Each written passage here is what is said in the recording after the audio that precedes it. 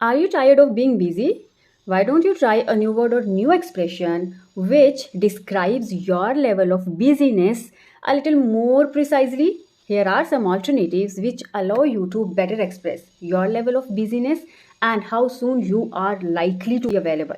Before jumping into our conversation further, I would like to request you to please like the video, share it and don't forget to hit the subscribe button. Subscribe कर दो मेरे channel को जिससे कि आपको इस तरह की इन्फॉर्मेटिव वीडियोस मिलती रहें और मुझे भी टोकन ऑफ मोटिवेशन चाहिए. So please subscribe to my channel. Now we can start our video. So number 1 is tied up. I am little tied up with this new project. अक्सर हम क्या बोलते हैं? I am little busy. So busy को हटा के tied up. Next we have overstretched. Let's say he's slightly overstretched at the moment. Okay? तो हम क्या बोलेंगे overstretched आगे कि ज़्यादा busy, very busy, कि he is very busy at the moment. Right may be आप किसी से बात करना चाह रहे हैं, किसी से मिलना चाह रहे हैं, तो आपको पता चल रहा है कि वो पर्सन ज़्यादा बिजी है अभी इस मोमेंट पे, ही इज़ नॉट अवेलेबल. तो instead of just saying he is very busy, go with this word overstretched. Next we have occupied. ये हम यूज़ भी करते हैं, बहुत अच्छा साउंड करता है. So let's say she is a bit occupied today dealing with new stuff. Okay, so she is a bit busy. ये मत बोलिए, she is a bit occupied. Then we have overloaded. So we are rather overloaded with all these new cases, right? So very busy को हम change कर सकते हैं overloaded, जैसे हमने पहले किया था ओवरस्ट्रेच्ड. तो he is slightly overstretched, he is overloaded with all the new things, right? So इस तरह से हम यूज़ कर सकते हैं. मे बी हमने कहीं शिफ्ट किया है ना, घर शिफ्ट किया है, तो ऑब्वियसली बहुत सारी चीज़ें होती हैं, तो तभी भी आप ये सारे वर्ड्स यूज़ कर सकते हो ना. I am overloaded. ऑब्वियसली नए घर में शिफ्ट हुए हैं तो आपके पास बहुत सारी नई चीज़ें करने को हैं, राइट? तो go for these words. Then we have overextended. He is quite overextended in this particular role. अब overextended, बहुत ज़्यादा बिजी होना again.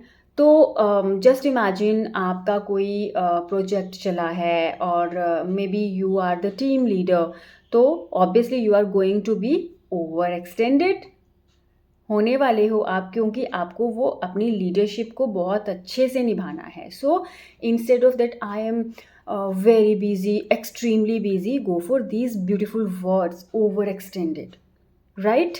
Then comes swamped. So how to use this? They have been completely swamped with new customers this week. Obviously Christmas week चल रहा है तो हम बोल सकते हैं Christmas है, New Year is just around the corner. Okay तो बहुत सारे लोगों को शॉपिंग करनी है. हम देख सकते हैं there is a great hustle and bustle in the markets. So we can simply say swamped. I've been completely swamped with new customers this week. Right? Then comes snowed under. He's been snowed under with complaints. तो you know what, if you are in public dealing, है ना, आप कुछ किसी ऐसी जगह पे जहाँ पे आप पब्लिक के साथ डील करते हैं, तो ऑब्वियसली बहुत सारी कंप्लेंट्स को आपको सुनना पड़ेगा, समझना पड़ेगा. तो जस्ट ना you can say I been snowed under with complaints. बहुत सारी कंप्लेंट्स आई हैं तो मैं बहुत बिजी हूँ उनको फिगर आउट करने में. Clear? So these all are very very beautiful expressions. और there are so many other phrases, वो मैंने बहुत बार डिस्कस भी की हैं, but let's just have a quick revision. जैसे हम बोल सकते हैं that I have already lot on my plate. Okay? or there is too much on my plate at the moment. Same expression. Okay? I have enough on my plate at the moment. Okay, I have other work, I have other project. तो हम कैसे बोल सकते हैं? I have bigger fish to fry, right? I have bigger fish to fry मतलब कोई और, there are certain things which I feel they are more important than this particular thing you are talking about. ठीक है, कोई आपको कुछ बोल रहा है तो आप उसको बोल सकते हो, यार I have a bigger fish to fry, ये बोलने की बजाय कि I have more important things to do. Go for this one. And then you can say that I have other priorities today or this week or this month. Okay, same.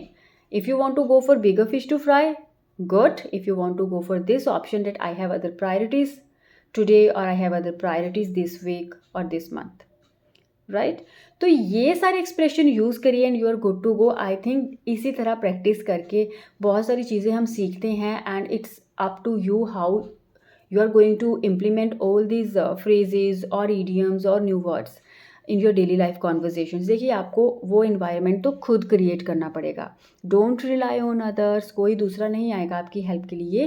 Problem आपकी है तो solution भी आपको ही करना है. Okay so go practice and try to use. जहाँ भी सिचुएशन दिखती है just use these phrases. But हाँ कॉन्टेक्स्ट सही होना चाहिए. इस चीज़ का हमेशा ध्यान रखना है. कुछ भी हम कहीं भी नहीं बोल सकते हैं. Okay, so that's it. I'll see you in the next video. Till then, take care. Bye bye.